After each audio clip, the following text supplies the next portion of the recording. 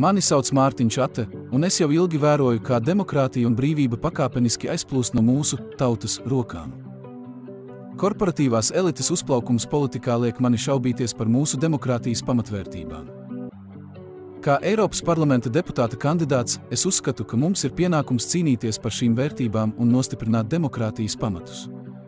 Mūsu sabiedrība ir brīva un atvērta tikai tad, ja katrs indivīds var paust savu viedokli un būt iesaistīts lēmumu pieņemšanā. Tomēr ar korporatīvās elites iesaistīšanos politikā mēs riskējam zaudēt šo brīvību un tikt pakļauti interesu grupu ietekmei, kas prioritāti liek savām peļņas interesēm, nevis sabiedrības labklājībai. Es plānoju dalīties ar jums ar šīm bažām un veicināt diskusijas par demokrātijas stāvokli, brīvību un cilvēktiesībām. Es aicinu jūs pievienoties manai cīņai un aktīvi iesaistīties, lai kopā radītu labāku un pārredzamāku politisko vidi, kurā cilvēktiesības un demokrātija ir patiesi ievērotas un aizsargātas.